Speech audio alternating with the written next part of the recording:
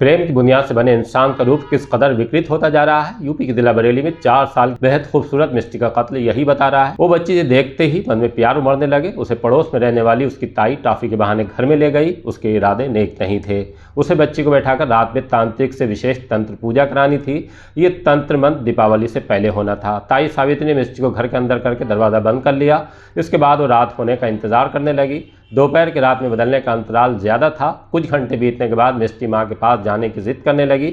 सावित्री को तो जुनून सवार था। किसी भी हालत में पहले पति फिर देवर की आकस्मिक मौत, इसके बाद बच्चों की बेखुशी से छिनी खुशियों को तंत्र मंत्र के बूते वापस पा लेगी। उसे उसके चचिया ससुर गंगाराम ने यही बताया था। जो रेलवे से रिटायर है, वो तंत्र मंत्र में माहिर है। इज्जत नगर थाने के गांव शिकारपुर चौधरी में उसे बतौर तांत्रिक पहचाना जाता है। मिष्टी रोने लगी तो गंगाराम उसके लिए मिठाई भी लेकर आया, लेकिन मिठाई खाने के बाद मिष्टी फिर घर जाने की जिद करने लगी।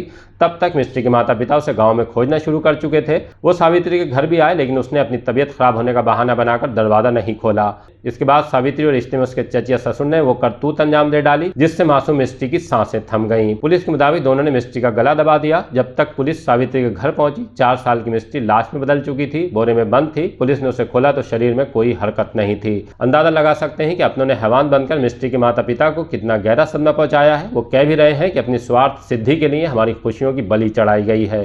खैर, पुलिस ने सावित्री और गंगाराम को कोर्ट में पेश किया। वहां से दोनों को जेल भेज दिया गया है।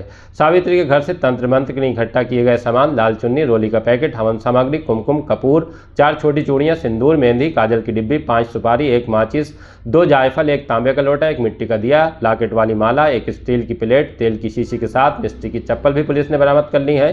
पुलिस एक और महिला फूलन देवी को भी तलाश कर रही है, जो गंगाराम की दूसरी पत्नी है। गंगाराम ने उससे पहली पत्नी का निधन होने के बाद विवाह किया था। अब अगर हम इस सनसनीखेज हत्याकांड के सार की बात करें तो महज इतना है कि सावित्री और गंगाराम दोनों ही अपनी खराब आदतों हरकतों के सबब अकेले हो चुके थे। उन्हें उनके अपने छोड़कर चले गए हैं, अवसाद का शिकार थे। खुशियों की वापसी के लिए उन्होंने दीपावली पर जो रास्ता चुना वो तकलीफ पहुंचाने के साथ अलर्ट भी करने वाला है। ऐसे लोगों से चाहे वो अपने ही क्यों ना हो, बेहद सजग रहने की जरूरत है।